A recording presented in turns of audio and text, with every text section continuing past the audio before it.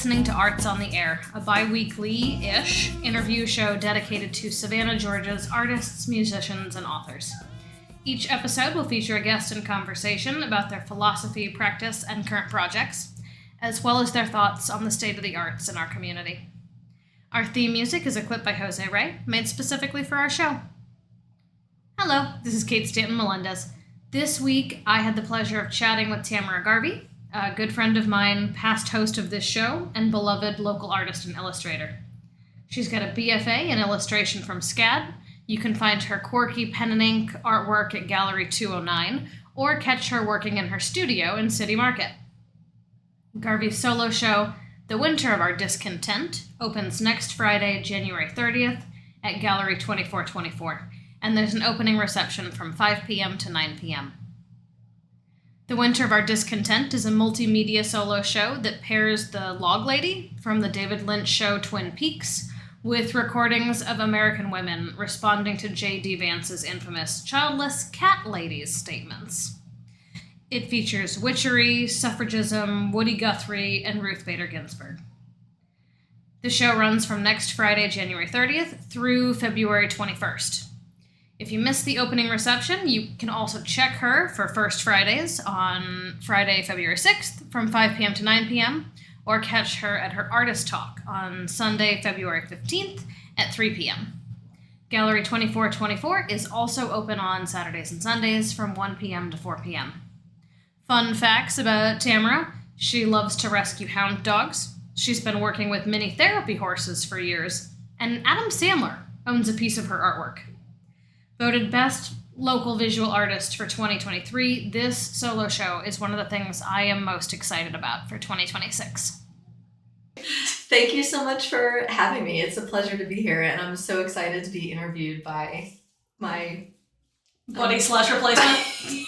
By my replacement on the podcast. I love it. It's very, the turntables have turned. Thank you for having me. Thank you for being here. I am so excited, and I think you're actually the first round that's show-specific that I've done. For the past several years, you were here. It was very, vague, artists are just cool people and have cool things to say. Yeah. As a former gallerist, I love the idea of, pitching pretty hard for upcoming projects. Event. Yeah. Yeah, yes. I mean, you have so much going on. All right, pitch. And it's political, it's timely, so we got a lot going on politically, so might as well knock this interview out, right?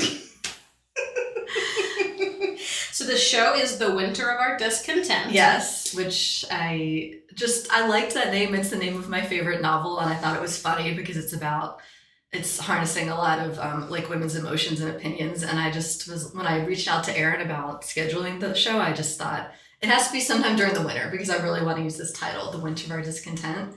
So it was in July, I think, that I reached out to her to book this. And Gallery 2424 was booked for the whole rest of last year, which good for them. So this was the first slot I could get, end of January through end of February. So I've been working on this since July, so it's 6 months worth of culminating of thinking about all this and working toward it. So it feels very wild for it to finally be here. I'm so excited. Thank you. You've been there since the beginning. I was telling you about my crazy ideas and little weird thumbnails. It's so fun to watch the whole process play out. First, what is the book, The Winter of Our Discontent? Oh, it's originally a Shakespeare play. I think it's Richard III, but then it was a novel by John Steinbeck. I think it's his last novel, and I just have always loved this book. It's just sort of like a moral dilemma, and so the title of it is The Winter of Our Discontent. And then I'm a real Gen X, 90s baby. And the movie Reality Bites name checks the phrase "The Winter of Our Discontent" at some point in the movie. So it just is really etched into my brain in a pop culture way. I love that. Just keep adding on with your beautiful things. Thank you. Yes, Ethan Hawke has a line at some point. I think he answers the phone and he says, "Hello, welcome to the Winter of Our Discontent." It's just like a real 90s movie moment. Good way to answer the phone. How many pieces are in the show? So I have 16 pieces and then a sound element. And 8 of the pieces are smaller, and most of them incorporate kind of just stream of consciousness. They're sort of graphic, colorful pieces, little square pieces that are the log. and then random lines that were sort of the greatest hits from all of the submissions I got from various women. So like if you submitted, you can walk around and you can look at the pieces and try and find a line of what you said in the backgrounds. So I have 8 pieces that are small like that, and then I have 8 pieces that are larger, that are portraits of the log lady with different symbolic backgrounds behind them. So 16 art pieces, and then 2 actual logs, two actual logs from the forest, and one of them is going to be integral into the sound element of it. So this is why having a podcast that's audio only about art gets really tough. I know. You're saying log ladies. We're going to need to back that up. I know. It's so weird. So I'll give you a little blurb about the log lady from Twin Peaks. First of all, I'm not like this huge Twin Peaks like mega fan throughout the years or anything. It was a show that was on for 2 years, I want to say right around 1990. And I had watched it, and the log lady was definitely my favorite character. She just plays a very small role. She's this middle-aged lady who walks around just holding a log in her arms like a baby. And the men in town, the whole show is about they're solving the murder of a local high school girl. So there's like men in town, detectives, an FBI agent, and the log lady is this middle-aged woman roaming around holding a log, and she maintains that her log saw what happened and her log knows things in general, and the log speaks to her. So if they want to know what's really happening, they need to ask her log, and the log has the answers. So the men in town just think that she's wacky, she's this real weirdo. And I randomly over last summer just was like clicking around the internet and just came upon this random blog post, this think piece that someone had written, and it was called An Ode to the Log Lady. And I remembered her as my favorite random tiny character from the show, and I read it. The beginning of the essay is basically calls her a cross between an oracle and the village idiot. And I was just like, this is so funny. I love the idea of this. Sometimes I feel like a cross between an oracle and the village idiot. So I related to this. So I read this entire blog post that was just about her being the really representative of like women as they age and are pushed to the side, and that, are a little bit mystical and wacky and weird, and the men just kind of thinking that she's literally crazy, but she actually does know what's going on. So that was the intro to this show for me, was just coming across this think piece about the log lady and her metaphor for like women in general. We're all going to have to go rewatch That's Twin a lot. Peaks. That's a lot, I know. I mean, in the cold weather, this is the time to be watching Twin Peaks. It looks beautiful. It's set in the Pacific Northwest, and it's all the pine tree, damp vibes that you could hope for. We need that this week. Yeah. All right, so talk about the sound component. Yeah, so for my first idea, I was like, I'm going to do a whole series of these paintings of the log lady. And I went to a friend who is an artist, just a really smart woman, and I was telling her this idea, and she was like, I mean, this is funny, but if people are coming to this collection of paintings you've done of the log lady and they haven't seen the show, then this is really like not going to strike a chord amongst a lot of people. And I went away and I was like, okay, that's a good note. She's a very smart person. I should take this seriously. And I went away and I was doing sketches of the log lady and letting things percolate. And then I don't know what happened, but something just like shifted in my brain, and suddenly like I had it. I had this like other tie-in, and it was this specific like these infamous lines that J.D. Vance said, which were actually not super recent. They were from, I think, 2021 when he was running for the Senate, when he just sort of went off and was talking about quote unquote childless cat ladies, and how there were a lot of childless people in the Democratic Party, and how can you trust people to lead you when they have no quote unquote tie-in with the community, no stake in the future, no stake in humanity, that type of thing. Like, how can you trust people like that to, run the country? So, like, I don't know what happened, but for something shifted in my head where I suddenly like thought of these quotes, and I thought of this log lady being a metaphor for women getting older and not having as much function, the fact she's holding a log instead of a baby. And it just like, I just like had it. I was like, oh, okay, I'm gonna do this whole series of paintings of the log lady. I wanna do these symbolic backgrounds about different aspects of women and feminism and our history. And then I also just wanted to like provide a platform for actual American women to respond to this horrendously inflammatory quote that one of our political leaders has come out and said. And so the amazing thing is, so I handed this podcast off to you last summer after 3 years of doing it.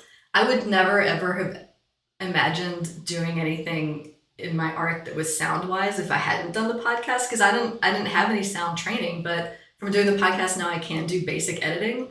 So it just like left some space in my brain, and it gave me these extra skills that I suddenly thought, oh, I'm going to reach out to women and get them to record their thoughts, their opinions about these statements. I'm going to string it all together into one really long sound file. And then the show is going to be these paintings of the log lady, and then paired with the sound element where you can listen.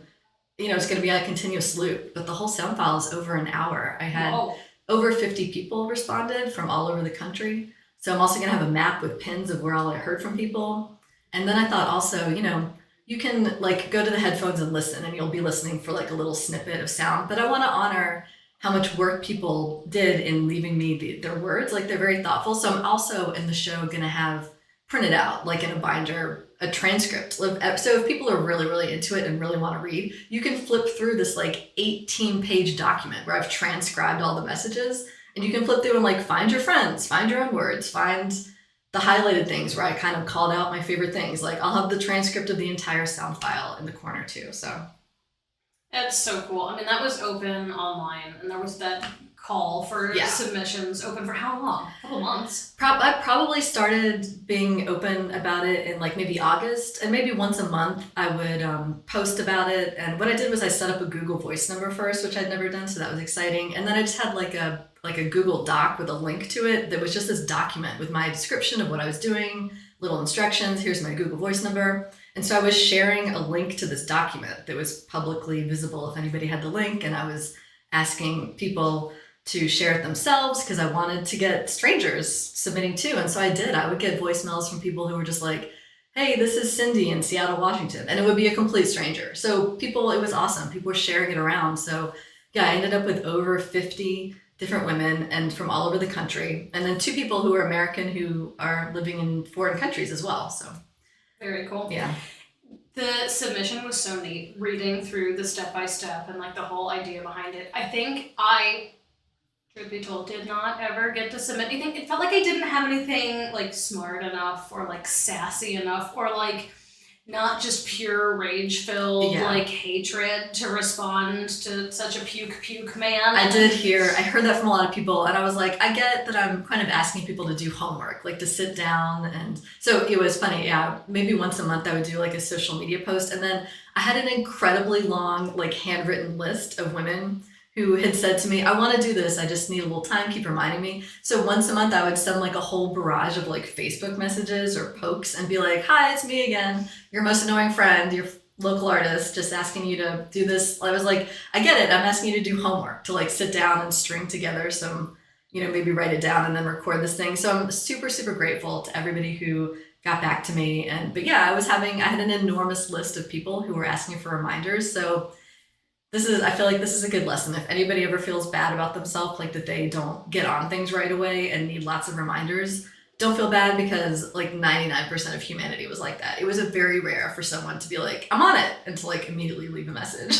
Well, I can't wait to read and hear and like flip through what everybody said, because I mean, just the prompt was so beautifully written and like so thoughtful that I can't imagine, you probably didn't receive like any spam entries, like nobody being crazy. I mean, it was probably all like thought out homework, right? Yeah, thank you. I mean, I did feel the document that I was sending people to read through, it was like very wordy. It was like full page. And a lot of times I looked at that and I was like, God, I wonder how many times people open this link, see all this text and immediately click away, because maybe they're just like, God, look at this. But I was trying to be very explanatory, and I included in there a little caveat where I was just like, look, this is not a thing where I want to only hear from like child-free women. I was like, this thing that he said insults everybody, whether you have children or not, because it's basically saying that for your entire life until the minute you had children, you didn't have a stake in society and you weren't doing anything important with your life. So this is insulting to all of us. So I did have like a little paragraph in the midst of my call being like, I want to hear from everybody. Like, this is not a thing to be pitting one group of women against each other. In fact, that seems like, from the people at the top, that's how they are able to get away with things, is to like somehow distract people and pit marginalized people against one another. And then there's infighting, and then you're wasting your time not like punching up at the people we need to be punching up at. So it was important to me to like include this caveat in there to be like, I want to hear from everybody whether they have kids or not, you know. Is there anything that sticks out in your head as like the best like one-liner that you received? Well, it's interesting. So like I feel like it's tied to people's personalities. I could tell that some people were leaving a message where they were just going off, and it was kind of stream of consciousness, and it was kind of emotional, and they were going from subject to subject. Some people you could tell had written it down and were reading, and they had like the surgical precision, like they were lawyers. They were like creating an argument, and it was fascinating just to have, you know, these two extremes and everything in between. And one thing, pretty early on, I had to add a line to the document to say, hey, if you're talking for a long time, just know that apparently a Google voicemail cuts off after 3 minutes. I don't know if it makes a beep or says anything, but it just stops recording after 3 minutes. Oh, no. Which I learned because someone left me a voicemail that cut off after 3 minutes, and she was like in the middle of a word. And I texted back and was like, hey, this is really great what you're saying. Sorry to ask you to do this again. Do you mind, like, whatever you said after XYZ, can you call in and continue? And she called in, and I think it was that same woman who ended up, I had like 5 voicemails from her, and she reached the 3-minute mark. Like, she was just going off. She had a lot to say. It was veering around to different topics. It was just all about the entirety of like misogyny in society. But it was incredible. I literally got like 4 3-minute long voicemails from her. And that did happen a few times where someone called and it was over 3 minutes, and then they called and left another little blip of text after that. I love that. So it was the last step, putting the blurbs into the paintings. How did the paintings start? Yeah, so toward the end, the little series of little colorful squares was just like a little graphic log, and then the lines written in there. That was kind of the reason that I was like, from the beginning, like asking people to do this, because I was thinking, you know, from the beginning, I wanted to put some really top key lines into some paintings and immortalize it. So the more I had early on, the more I could like be adding them to the paintings. So yeah, so there's a few, I'm trying to do like a whole gamut of sort of prices and sizes in the show, because, you know, the big ones, these portraits are like, they took me quite a long time, and they have to be priced accordingly. So I have some smaller pieces in it, and I'm doing prints like I usually am. And then I'm also for the first time doing a limited edition print. So of the biggest paintings that have the highest price point, I'm also doing like a limited edition print on this very nice fine art paper, and I'm matting it, and it's like a good solid size. So there's sort of different options for people if they want to collect pieces in it. But yeah, quite a few paintings in the show have actual lines from people that they left me. And then one painting, so all of them have a different like symbolic background. It's like the log lady in different forms.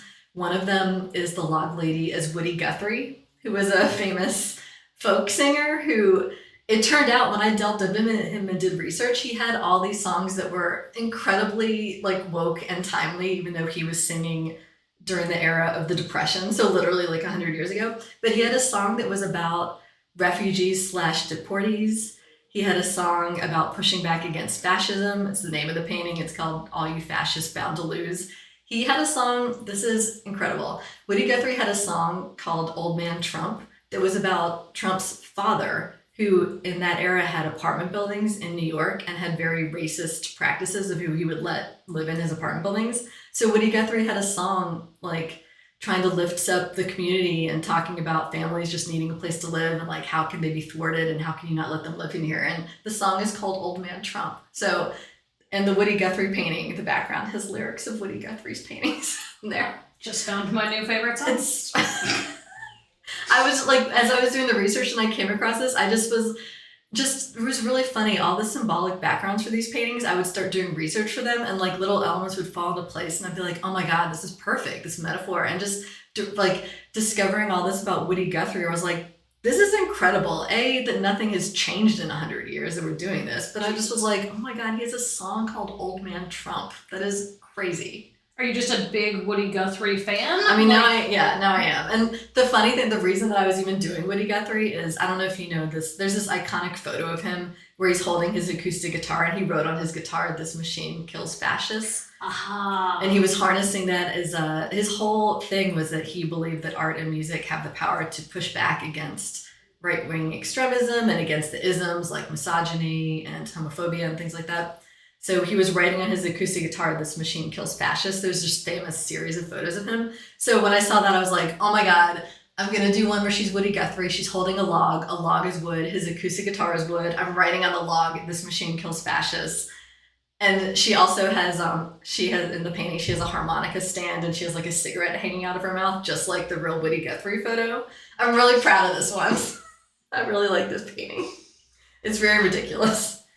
I sense I have a favorite already. Right? All right, so what's the next one? Let's see. I'm trying so hard not to laugh. I know, That's just but they're amazing. funny, right? So the show card you're holding, there's one where she's the devil. And also, so in the show, next to each painting, where I have like the wall label with the info about each painting, I did, quite a bit of research for each painting. So there's going to be a couple of paragraphs of info for the dorks out there like me who go to a gallery or a museum and like to read all the wall labels. There will be a lot to read if you're interested in the background. So the image that I started getting a lot of like good feedback about from the beginning is this one where there are flames behind her and she's got devil horns. And I looked up the font. When you're watching Twin Peaks, they have a particular font that they would have for like the title and all the actors in it. And you can Google, and I found a website where you can like generate whatever phrase you want in the Twin Peaks font. It's kind of incredible. So then I like did a stencil of what it would look like to write out the words "burn it down" in the Twin Peaks font. So if you have a postcard of my show, it's the one with the devil horns and flames behind her, and it says "burn it down." And that's just sort of like burning down the system or the patriarchy in general. And the info about this one is about just this tradition that society has of thinking of women as like, like evil. Right? Cool. Yeah. like untrustworthy liars kind of thing, that there's this sort of like thread running through history of thinking of women this way. So that's what this devil horns painting is about. I love it. Thank you. It is kind of witchy. Yeah. Then there's another one that's actually the witch with a I'm witch jumping hat, ahead. so. Yeah. Yes, I mean, lots of, sort of like different shades of the same coin. So one she's the devil and one she's a witch. I ended up with two where she's Ruth Bader Ginsberg, which was sort of an accident just because I'm kind of a planner, but then also kind of like a random wild running around like a mouse in a maze. So I ended up with two that she's Ruth Bader Ginsberg, but one is Thelma Louise themed, one is suffragism themed. So just a real girl's girl just over here. Just an overview of womankind, I guess. Well, and you've always added the phrases to it, but you don't typically do a lot of figurative work. No, this was when I got to the paintings, it was like a real stretch for me. I have a couple of the ones of the portraits of her with the backgrounds are in my traditional like pen and ink. They're 12 by 12, and I did a couple in pencil, a couple in pen and ink, and that's much more within my comfort zone. And then I have 4 larger paintings that are like paintings on canvas, and I used acrylic paint, and they're very painterly. And this was really hard for me, and I hadn't done like very realistic painting with actual paint in years and years, maybe since I was in SCAD. So I was just unprepared for the length of time it takes to paint with this and to make it look good and not patchy, and how many layers it takes, how much time it takes. So you'll see if you go back to my Instagram, there was a post I did where I was like halfway through the first 2 paintings, and I posted them and they look so crazy and patchy. And I basically was like, hey guys, is this okay? Is it okay that these look like this? Are they going to get better? And it was really nice. I had a whole barrage of realistic, like other artists in town who paint realism, and they got back to me and they were like, yeah, it's fine. They always look that bad in the middle. Don't worry.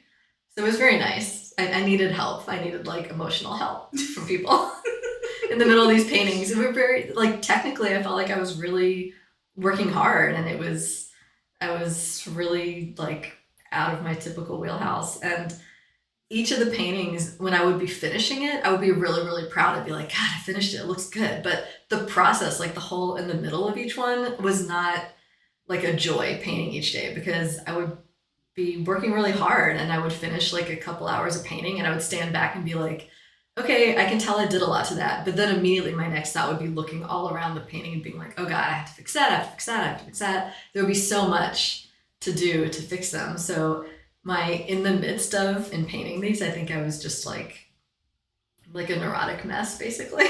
I mean, everything about this is so far like off base from what you normally do. Yeah, for sure. Normally it's super happy and it's really like sketched out and Yeah. like light and bright and like couple, little watercolors here, and just, this is heavy. I know. It's figurative, and it's huge. I mean, the bigger paintings, normally you're working small. For a really long time I was just doing pen and ink, and so those, it's like by definition are only going to be a certain size because you're not going to do like enormous pieces of paper. So during COVID I kind of did start working on canvases a bit, and I did a whole flower series, but even those are like even if it's a pretty big painting, for me it would be like 24 by 30, and it's of like realistically painted flowers. But to do flowers does not take nearly as much time as to do like a human face and hands and everything. Sure. And it just didn't take as much paint, as many layers to make them look good. And they're a little bit like expressionistic and washy anyway. And these are like full realism paintings. And they took me a very long time. I've never done any kind of subject matter that was very conceptual like this. I've never done anything political like this. And also I've never come up with something and then had to work on one thing for this many months. I don't traditionally think of myself as someone with a really long attention span. So I'm proud of myself that I stuck with this and did 6 months worth of paintings for it, I'm so proud of you. And I love you. how, even though it is so different from what you typically do, everything I look at is, quintessentially you. Yeah. I still know that it's you. I feel like just the affinity for the log lady, I feel like, is just sort of how the title of this essay that called her a cross between the village idiot and an oracle, I just thought is so funny. And the funny thing, I posted about this really early on. I think before I even came up with the tie into the politics, I just was posting some in progress sketches of the log lady. And I think I put that little quote in an Instagram post, and somebody commented, I want a much younger artist in town, a young woman. I want to say Casey Brides, someone who I interviewed when I did the podcast. And she commented on it and said, I love the log lady and I want to be her. And that comment, I read it and I laughed and I thought, okay, I feel like I'm really onto something. Because if I'm feeling affinity for this whimsical, weird, quirky woman, and then another woman out there half my age feels like that and feels like she is her too, then I was like, that really struck something in me. And I thought, okay, this is a symbol that women can really latch onto. This is something that's cutting across the generations, this vibe. So it maybe sounds very silly, but literally this comment early on my Instagram post made me think, oh, this is something that people will really respond to. It goes the opposite direction also, because as you're sending out these prompts, I sent it to my mommy, who is an engineer, not in the arts at all. But she also kind of drilled into the essay. I don't think she submitted anything either. Okay. But she was looking into it. She was in it, and also 1990, 1992, Twin Peaks. Yeah. So ladies in their mid 60s and into their mid 70s, all the way down to early 20s are identifying with this. I thought it was a little bit dangerous to go so close into Twin Peaks because but you have pulled off a pure museum show. Oh my gosh. Instead of maybe something that would be more commercial, and I'm so proud of you. Thank you, I really appreciate that. My advice is all terrible because everything I say is how are you going to sell that? No. That is not helpful at all. You've done amazing. No, but the fact that you addressed me once as my dude before. I think your phrase was when I sat down with you and I was like, okay, I'm entering the last phase. I'm doing the last 2 paintings. And I was basically starting from the smallest ones and working up to the larger ones as I did these, so that I was with my full painting skills, tackling the biggest ones. And the 2 biggest ones are 36 by 48. They're 3 feet by 4 feet. And I remember we sat down for coffee and I was like, I'm so excited. I'm sitting down, I'm doing my last 2 paintings. They're 3 feet by 4 feet. And you go, my dude, who is buying these enormous paintings? And I was like, I hear you. That is an excellent note. It's too late. I've started. I'm committed. I stand by that statement. It was so funny. Also, I've never been addressed as my dude before by another gal, and I love it, and I'll never forget you saying that. The market is small. As a gallerist, the hardest thing to sell is figurative works. Yeah. Usually it's landscapes that go first, right? And then to drill into this very particular TV series and a very particular character and then to have it also be like anti-Nazi, which you hope. I mean, would be more fucking reasonable. Hopefully that's a big but like population. apparently that's a thing. We'll see. Deal with. I have no idea what will happen. We will see. Like I said, I have a whole gamut of sizes there, some small ones. I have a bunch of prints. So if people they're gonna sell. Then I was wrong. They're gonna sell. That's kind of you. I appreciate that. But yeah, and there's another thing I do that I started during COVID is like working on paintings in like in batches, like doing 2 or 3 at a time, which is just a thing that I just started at that point of like doing the same stage on multiple canvases at once, which is kind of, you spread it around and you're like building up a few things at once. And then when you finish it, it's almost like you psychologically trick yourself into thinking that you only did a certain amount of work and now have 2 paintings, not 1. So for all of these, when they're hanging up, they're going to look like, you can tell that I did them in like little pairs. They're very Noah's Ark looking. Yeah. How do you even set that up in your house at 3x4? Like the whole kitchen is just like demoed? No, I took a couple of photos. The other thing is like, for most of the paintings, I'm not posting the full images until the show, just because I'm really excited and I want it to be surprises. So I've been posting little zoomed in cropped details of most of them. So once the show opens, obviously I will post full images of things. Another thing I did is every day after a painting session, I would take a photo of what it looked like then. So this will take a while because I'm not super fast with reels, but I'm going to put together a reel for each painting of like every day. Here's a snapshot I took, so you can like just see the time lapse of it developing over time, which I think that'll make for like some cool Instagram content. But to answer your question, I took a photo the other day of what my dining room looks like, because I have a studio at City Market, but I'm not really one but you know, there's people coming in and out, they're asking questions. So I worked on the smaller ones there, the ones where I could like sit at my table and just have this small pen and ink piece on my lap. But the larger paintings I did in my house, laid out on the dining room table because the chandelier is above. So it was a little bit like an operating table where it's just, the painting would be just flat, horizontal on the dining room table with this light above it.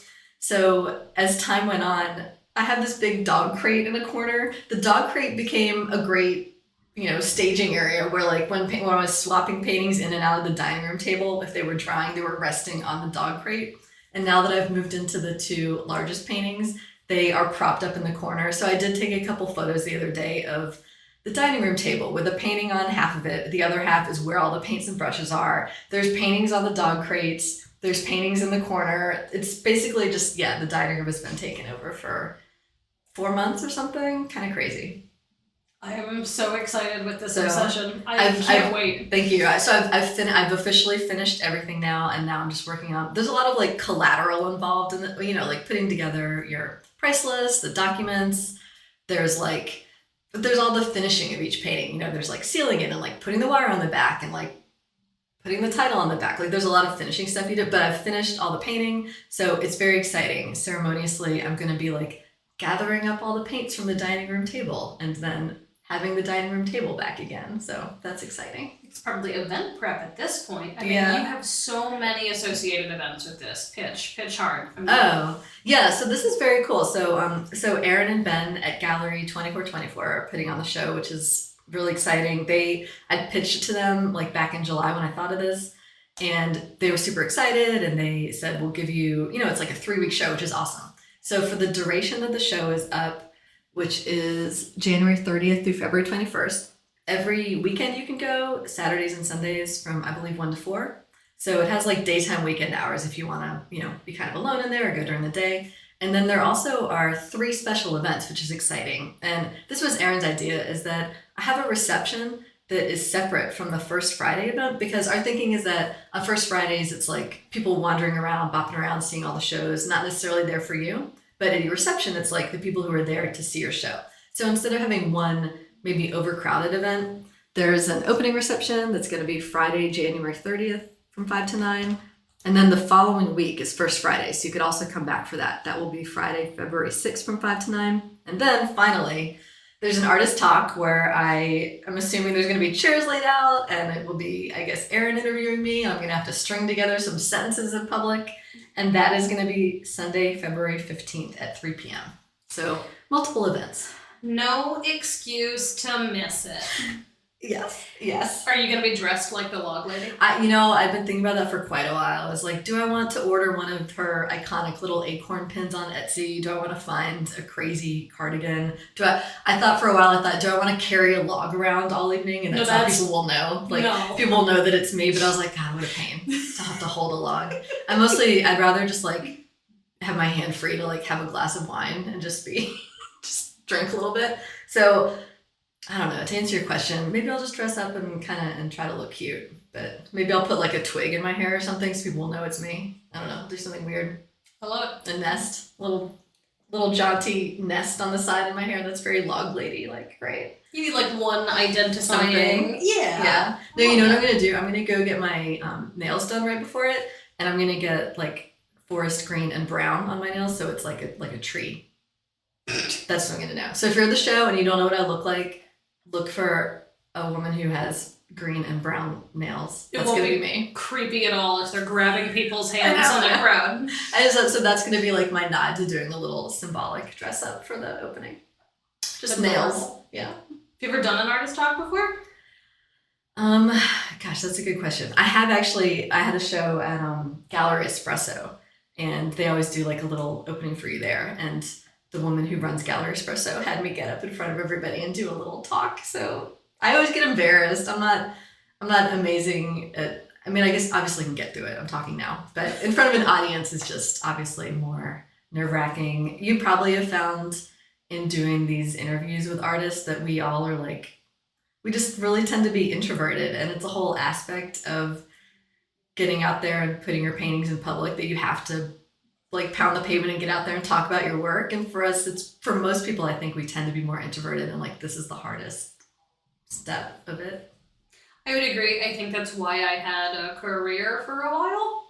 Like as a gallerist, you only exist because like historically the personality that's good at being a painter is maybe not the best at like pitching their own work or doing math and like having budgets. That's true. It's a really good point. Yeah. The math. I didn't even think about the math part, but yes, that as well. Math is the downfall of many. I might come to you with questions about pricing. I feel like I need help. Okay. Great. I can price the things that are smaller and are more the ones that I'm used to painting, like the pen and ink ones and the small things, but the larger, like more painterly ones. As I was doing them, I was like, oh my God, now I see why realistic paintings cost so much money. Because it takes a long time. It's like with ink, the ink is it's concentrated liquid acrylic basically. And you can like lay down a coat of ink on something, on wood or canvas or paper, and it's very opaque. It just covers the surface. And I just expected the acrylic paint to behave the same way. And it actually takes many, many coats before it looks like thick and non-patchy and uniform in color. So it just like literally takes a long time to build up the surface. But shout out to all the artists who got back to me and said that it was okay that my paintings looked so bad in the mid stage that they would end up fine. And you were right. Thank you. It's like growing out a pixie cut. You gotta get past the tough part. Yeah, that's true. The awkward teenager stage in the middle. Aw. Yeah. I hate to stray from the advice of like, once you get a price per square inch, I love to see that just like exponentially increase, at least as a starting point. Okay. But sometimes that's good advice. That's how it normally goes. There's no way, I would love for everybody to get paid for their time. And like, you gotta find an easier way than that. At a certain point, like there's no way of knowing that this painting is gonna take you 6 months or this painting is gonna take you like 4 days. Some days you're on fire, and some days it's just you're making mistakes and it's double work to fix it. Yeah, it's true. So the easiest way to keep things uniform is just square footage, and then just hope that you're kind of a fast painter, and so you have a good dollar per hour that you're getting paid for. You gotta factor that in too, but especially for a collection. Yeah. We'll sit down. We'll look at this because we need to make sure that all of these find homes and at a price point that we all can live with. Mm-hmm. Yeah. And I'm excited. Like I said, I'm doing this like limited edition print that'll be 11 by 14 on this nice textured paper. So it has a look of fine art, and then I'm going to mat it. So the size of the limited edition print is going to end up being 16 by 20, which is a nice big size. So that will be a good representation of these large log ladies. Is the run of 50 or 100? I'm doing a run of 50. That's perfect. So. See, that's just the best. Really good. That size is perfect. Like, whatever. Thanks. I mean, not everybody has a 3 feet by 4 foot wall, but everybody can find 16 inches in their house. There was a comment on a recent Instagram post I did of a girl who was like, you keep talking about these hilariously large log ladies. Can you take a photo of yourself posed with them so we can see for scale? And I was like, that is a good question. I love that. And I did put my phone up on a timer and take a photo of myself recently, and I will post that of me standing next to, because I'm 5'4", so the 4 foot tall one is, it's pretty big. It's like a real life size you. Yeah, we need to put you next to it. Somebody needs to hold it with you. I know. Aww. But yeah, I will be gaining a lot of space back in my dining room, which is exciting. I'm so excited. I'm getting honestly, this is the weird thing is like, I don't know if you've ever felt this, but when you've been like looking at your own work for so long, now that it's down to the wire and I'm putting out in public, and also just the fact that I've had to be so public with this show from the beginning of like posting about the link and being like, here's what I'm doing, here's little snippets of the painting, so that because people are like trusting me to leave a voicemail in this anonymous voicemail box. So I was like trying to be very transparent with like, I'm going to be pairing it with these paintings of Log Lady, and here's how the paintings are coming along, so that people knew they weren't just leaving a message to some random weirdo for whatever. But anyway, so I just have been like talking about this publicly for months, and now it's here, and I'm going to have the paintings up, and there is a lot of buzz, and I'm really nervous because I've been looking at them for so long that I can't even judge at this point whether they're good, and they're good. I'm just getting I'm just like nervous because it's a lot of attention. I didn't necessarily, there's no way to go about this like public thing without there being attention on it, but now that it's here, I'm scared. I'm really scared that people are going to come to the show and be like, that's it. That's never going to happen. But I can see how that would be a horrible nightmare for you. I'm just getting a little nervous. Well, I mean, you've put so much time and energy and like love into all of this, and it's all coming to the end, so it's just natural to start getting nervous. I know at the end, When they go on the walls, you're just going to go, yeah, that's probably it once they get hung. Yeah, I mean, it's the same thing as like you're rehearsing a ballet for months and months and you've got it, but when it's time for the performance, you're of course very nervous. You're getting real close to opening night, friend. We get the jitters. And I should mention also, I don't think I've talked about this, but the first person that I actually really, really told about this, even before Aaron and Ben, was Will Penny, because I reached out to him for technical advice on how to do the sound element and incorporate it into the actual log. So shout out to Will Penny for as being the awesome local Savannah techie artist for giving me the advice and loaning me the tiny little MP3 player that I'm using to play sound out of my log. That's just amazing. So every step. He was the first person who knew about this. I can't imagine getting that phone call either. Hey, I'd like to play anti-fascist, like down with Nazis. It was an email. It was an email, and I said, "Any interest in the Log Lady?" And I thought, at first, honestly, when I like pitched to him, I was like, he's really into pop culture too. I was a little bit like, do you want to like do anything for this? Like, do you want to contribute? Do you want to do a piece for this too if you're interested? But just getting his technical advice and support all the way through has been amazing. But yeah, I think this has to be a solo show.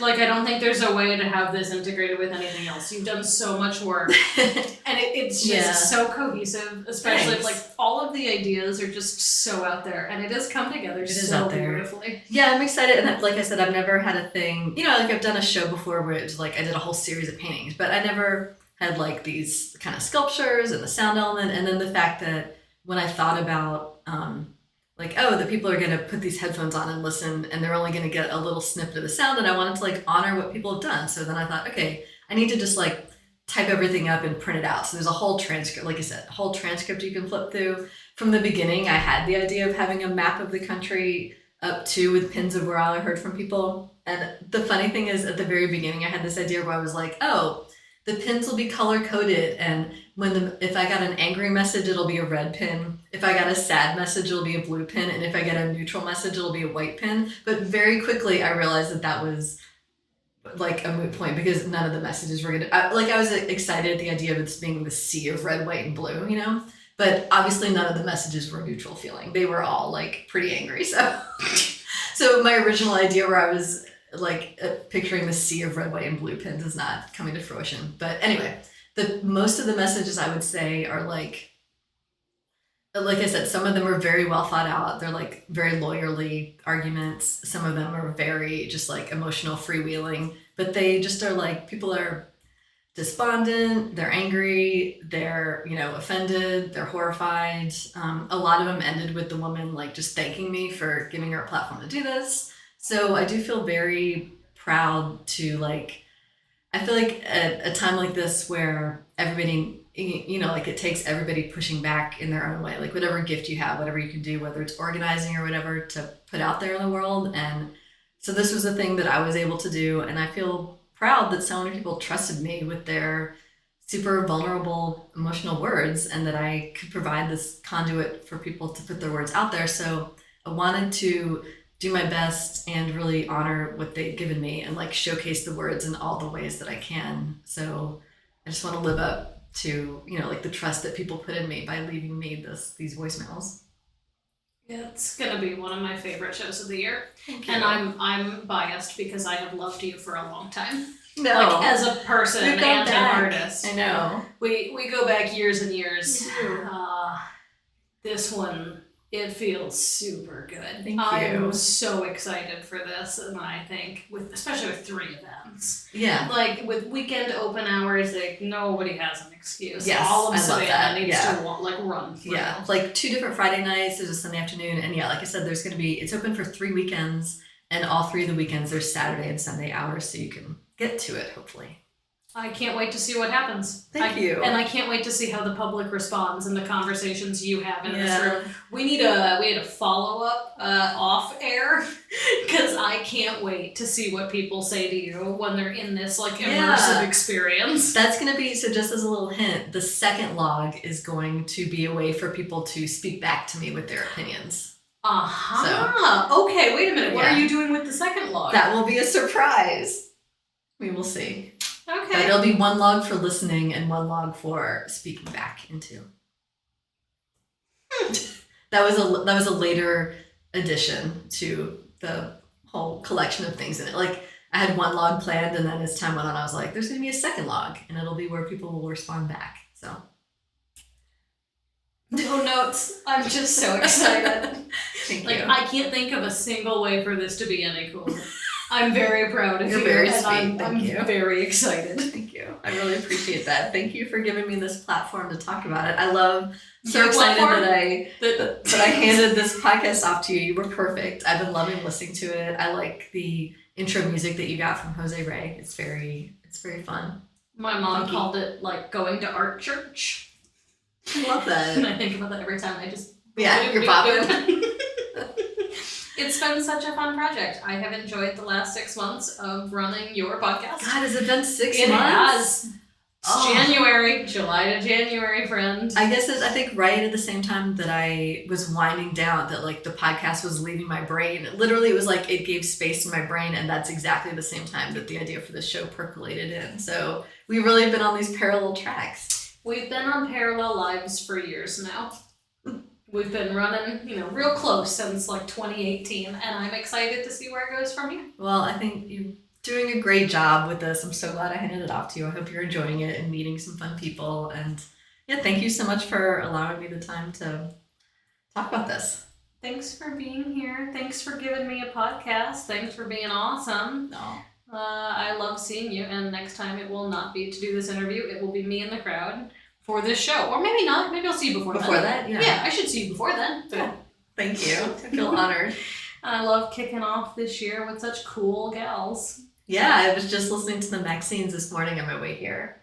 So I'm excited to be following them up.